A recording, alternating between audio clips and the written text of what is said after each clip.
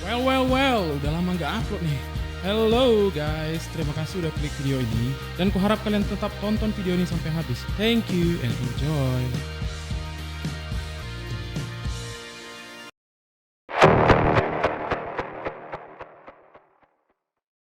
So, kali ini kita akan bahas film yang baru lagi di tahun 2020 dengan judul Bloodshot. Film ini disutradarai oleh David Wilson dan juga dibintangi oleh Vin Diesel sebagai Ray Garrison, Elsa Gonzalez sebagai Katie, Guy Pearce sebagai Dr. Emil, dan sederet bintang lainnya.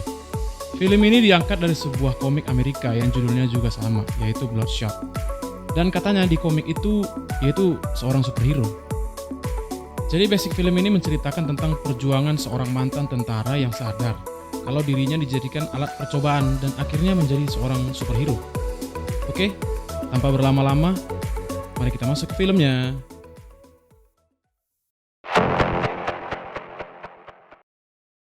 Film ini diawali oleh sebuah adegan penyerbuan sarang kelompok pemberontak di Mombasa, Kenya. Operasi dipimpin oleh Ray untuk menyelamatkan seorang sandera yang nggak disebut namanya. Ya, yang pasti penting lah buat mereka ya. Singkat cerita, misi penyelamatan sandera berhasil dan tim Ray kembali pulang. Di sana Ray disambut sang istri bernama Gina. Scene beralih ke sebuah perkampungan di Italia, di mana Ray dan Gina berlibur. Di sana bukannya mendapat ketenangan, Ray harus menghadapi serangan teroris yang sepertinya ada kaitannya dengan misi sebelumnya. Gina dan Ray disekap oleh kelompok yang dipimpin oleh Martin X. Ingat nih mukanya nih. Di sana Ray diminta memberitahu dari mana dia dan timnya mendapati lokasi kelompok mereka. Karena Ray pun tak tahu apa-apa, Martin pun membunuh Gina di depan mata Ray. Ray yang terbakar amarahnya mengancam Martin kalau dia tidak membunuhnya sekarang, Ray akan membalas dendam. Tanpa pikir panjang, Martin pun membunuh Ray. Next scene kita dibawa ke sebuah fasilitas bernama RST, Rising Spirit Technology, di mana kita melihat tubuh Ray yang tergeletak tak sadarkan diri. Setelahnya, Ray pun bangkit dan kita diperkenalkan dengan Dr. Haim sebagai pemimpin RST yang punya pergelangan robot, dan juga Katie.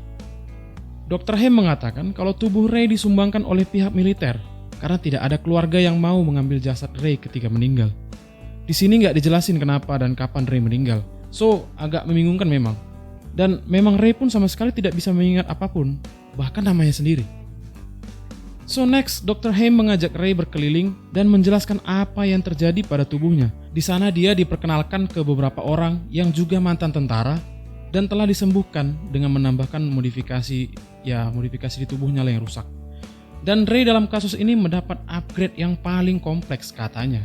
Karena semua tubuh Ray dikendarai atau dimotori oleh robot yang ukurannya sangat kecil sehingga bisa mengganti sel tubuh yang rusak. Dan robot-robot ini dialirkan di dalam darah Ray. Ray menjadi kebal dan mempunyai daya regenerasi yang sangat tinggi. Selesai dengan perkenalan dan penjelasan dari Dr. Haim, Ray pun kembali ke kamarnya dan beristirahat. Dalam mimpinya tiba-tiba muncul adegan di mana dia dan Gina disekap oleh Martin X. Tapi masih seperti rekaman yang tak lengkap. Hal itu sontak membuat Ray beranjak dari tidurnya. Ray pun keluar dan bertemu dengan Katie. Di sana mereka bercerita dan tiba-tiba saja Ray mengingat kembali kejadian penyergapannya dengan Gina. Tapi kali ini menampilkan wajah Martin X yang begitu lengkap dan langsung membuat Ray panas dan ingin membalaskan dendamnya. Ray dengan nanorobot atau biasa disebut dengan nanites bisa mengakses apapun, bahkan mendownload informasi apapun yang dia mau. So dia cari tahu tentang Martin X dan berhasil mengejarnya. Next scene kita bisa melihat Martin X bersama rombongan terorisnya melewati sebuah terowongan. Di sana mereka dipertemukan dengan Ray. Ray dengan kekuatannya berhasil menghabisi penjaga-penjaga Martin tanpa mengalami luka sedikit pun karena dia punya regenerasi yang tinggi. Tanpa ragu, Ray pun menghabisi Martin X. Puas dendamnya telah terbalaskan, Ray pun kembali ke Dr. Haim. Karena pertarungannya untuk membunuh Martin, robot yang ada dalam tubuh Ray banyak yang rusak atau nanites-nya itu banyak yang rusak dan perlu diganti dengan yang baru. Selama proses pengisian ulang, Jimmy datang dan mengatakan hal-hal yang aneh. Dia menyebut nama Gina dan berkata, "Apa kau percaya Gina benar-benar mati? Aku capek menjadi pengasuhmu. Aku capek membersihkan hasil-hasil perbuatanmu." Diakhiri dengan "siap lupa kembali." What? Kata-kata yang membuat bingung Ray dan yang menonton juga sih mungkin bingung. Dan jawabannya ada di scene selanjutnya. Orang-orang yang bekerja di fasilitas itu adalah orang-orang yang mengarang cerita-cerita dalam ingatan Ray Bahkan hingga ingatan di awal film, yang waktu kita tonton, ada adegan penyergapannya, itu simulasi. Dalangnya adalah Dr. Haim. Dan Dr. Haim melakukan ini untuk membalaskan dendam kepada orang-orang yang mengkhianati dan menyepelekan penelitiannya, dan juga RST-nya. Martin X ternyata adalah pesaing dalam bidang ini yang sama-sama adalah ilmuwan seperti Dr. Haim. Dr. Haim pun selanjutnya melancarkan pembunuhan terhadap Nick Barris, yang juga salah satu pesaingnya. Next. Sama seperti jalannya plot di awal, kita sampai di mana Ray dibuat seolah-olah ingat kembali skema pembunuhan Gina dan dirinya. Tetapi kali ini dengan wajah pembunuh yang berbeda.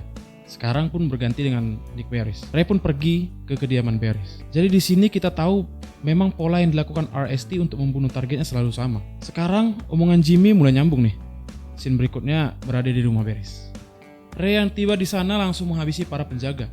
Mengetahui sedang diserang, Barris memerintahkan penjaganya memanggil Wiggins dan membawakan sesuatu. And now we focus on Wiggins. So, si Wiggins ini adalah seorang hacker yang andal. RST juga tentunya punya hacker andalan, sama juga programmer. Itu bernama Eric. Ceritanya RST merekrut orang yang ilmunya di bawah Wiggins. Dan bahkan beberapa program yang RST gunakan itu masih menggunakan program buatan dari Wiggins. Singkat cerita, Ray berhasil membunuh Barris. Tapi Wiggins di sisi lain berhasil mematikan program Ray dengan alat miliknya. Wiggins menggunakan gelombang elektromagnetik yang mematikan sementara kerja robot yang ada di dalam tubuh Ray. Ray dibangunkan Wiggins, dan Wiggins menceritakan semuanya pada Ray. Selesai mendengar kebenarannya, Ray dan Wiggins pun membuat rencana. Ray memberikan darahnya yang mengandung nanites buatan RST kepada Wiggins untuk dipelajari dan mencegah RST bisa mengendalikan dirinya lagi. Ray pergi dari sana dan menuju sebuah tempat di mana Gina yang asli berada. Mengetahui Ray sudah aktif kembali, RST pun menugaskan Jimmy dan Tips untuk membawa kembali Ray. Scene selanjutnya kita diperlihatkan ke Gina yang sebenarnya, yang ternyata sudah 5 tahun tidak berjumpa dengan Ray. Hal tersebut membuat Ray sangat terkejut dan langsung meninggalkan Gina. Dalam perjalanannya, Ray bertemu dengan Jimmy dan Tips. Adegan pertarungan dan kejar-kejaran pun terjadi. Dengan upgrade dan teknologi yang lebih unggul, Jimmy dan Tips tidak bisa mengalahkan Ray secara langsung. Jadi Tips menancapkan sebuah alat yang bisa membuat Ray bisa dikendalikan dari jarak jauh. Ray pun dibawa kembali ke RST dan kembali ke meja pemulihan. Di sisi lain, Katie dipaksa Dr. Haim menculik Wiggins karena merasa Wiggins akan menjadi ancaman baru mereka. Katie pun tiba di suatu tempat dan bertemu dengan Wiggins. Katie melumpuhkan Wiggins dan menghabisi para penjaganya. Next scene, Ray di dalam alam bawah sadarnya dipertemukan dengan Dr. Haim. Di sana Dr. Haim menjelaskan semua hal yang terjadi dari sudut pandangnya, tapi tampaknya Ray tetap tidak terima. Katie yang kembali ke RST mengatakan ke Haim bahwa Wiggins berhasil lolos. Segera Haim membuat Wiggins menjadi target Ray selanjutnya. Selama proses pembuatan virtual memori yang baru untuk Ray, Katie pergi ke sebuah ruangan yang sepertinya sebuah ruangan server utama gitu lah, dan mencoba masuk mengakses langsung memori Ray untuk bertemu dengannya. Katie pun berhasil bertemu dengan Ray dan membangunkan Ray dengan sebuah alat yang ternyata buatan Wiggins. Ya, Katie sepertinya ingin membebaskan Ray dari Dr. Haim. Wiggins pun bergegas meretas semua program Ray dari pihak RST dan membuat Ray menjadi miliknya yang juga menyelamatkan Katie. Ray pun bangkit dan mencari Dr. Haim, dan Katie melumpuhkan ruang kontrol server utama RST.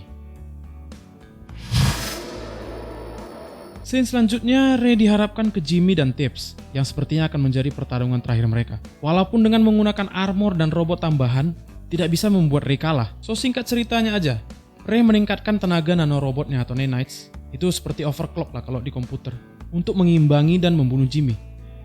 Ray pun akhirnya bertemu dengan Dr. Haim yang ingin melarikan diri.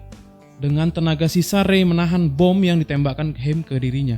Saat menangkap bom terakhir, Ray ternyata sudah mencapai 0% kekuatan nanitesnya. Dengan bom dipegangnya tadi, Ray pun meledakkan dirinya dan Dr. Haim. Oke, bye Dr. Haim. Next scene, Ray bangun di sebuah van bersama Wiggins. Dan ternyata Wiggins yang mampu menyelamatkan Ray dan bahkan mengupgrade Ray yang lebih baik dari sebelumnya. Kalau dia bilang sebelumnya program Ray di level 3, sekarang Ray sudah di level 18. Oke, that sounds cool. So, itu aja filmnya, tamat.